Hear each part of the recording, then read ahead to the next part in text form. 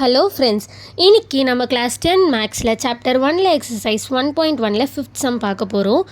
இங்கே நமக்கு என்ன சொல்லியிருக்காங்க அப்படின்னா, ஒரு கண்டிஷன் கொடுத்துட்டு அந்த கண்டிஷன் ட்ரூவா அப்படின்னு கேட்டிருக்காங்க. ஸோ ஃபர்ஸ்ட் நான் கண்டிஷன் என்ன அப்படின்னு எழுதிடுறேன்.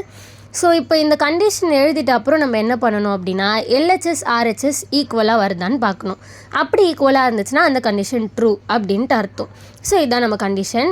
இங்கே நமக்கு என்ன கொடுத்துட்டாங்க, ஏபிசிடி எல்லாமே அவங்களே வேல்யூஸ் என்ன அப்படின்ட்டு கொடுத்துட்டாங்க. இப்போ நம்ம எல்ஹெச்எஸ் எழுதிக்கலாம்.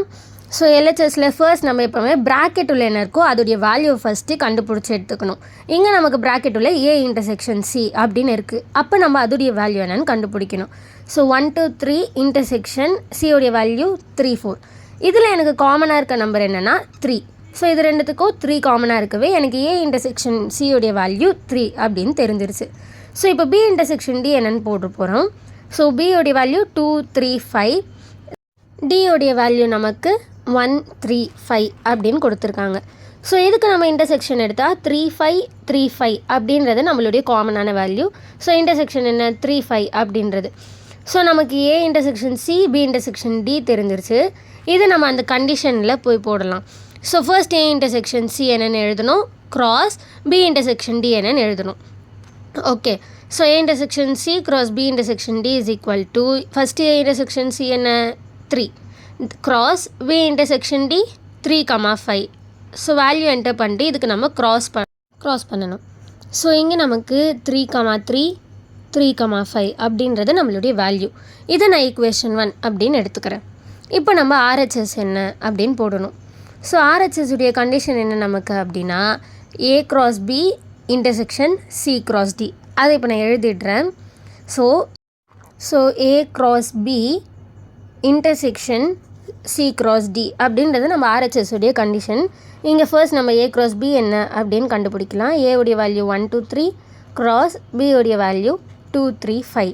ஸோ இதுக்கு கிராஸ் எடுக்கிறப்போ 1 2 1 3 1 5 தென் 2 2 2 3 2 5 3 2 3 3 3 5 அப்படின்றது நம்ம ஏ கிராஸ் பி உடைய வேல்யூவாக நமக்கு இருக்கும்.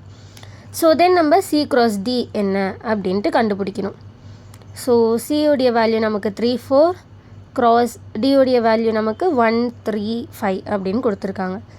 ஸோ இதுக்கு நம்ம க்ராஸ் பண்ணோம் அப்படின்னா 3 1 3 3 3 5 4 1 4 3 4 5. ஸோ நமக்கு இப்போ என்ன தெரிஞ்சிருச்சு, A cross B C cross டியோடைய வேல்யூ தெரிஞ்சிருச்சு. இது ரெண்டுத்துக்கும் நம்ம இப்போ இன்டர்செக்ஷன் எடுக்கணும். ஸோ இன்டர்செக்ஷன்னா நம்மளுக்கு காமனாக இருக்க values. So A cross B intersection C cross D, இது ரெண்டுத்துக்கும் காமனாக இருக்க வேல்யூஸ் என்ன அப்படின்றத நம்ம இப்போ எடுக்கிறோம். ஸோ எனக்கு இது ரெண்டுத்துக்கும் காமனாக 3 3 3 5. இதுதான் நம்மளுடைய ஆர்ஹெச்எஸ் உடைய வேல்யூ 3 3 3 5. ஸோ இதை நான் ஈக்குவேஷன் 2 அப்படின்னு வச்சுக்கிறேன். நம்ம இப்போ ஈக்குவேஷன் 1ம் ஈக்குவேஷன் 2ம் சேமாக இருக்கான்னு பார்க்கணும். இங்கே நமக்கு கண்டிஷன் சேம் அப்படின்னு ப்ரூவ் ஆகிடுச்சு.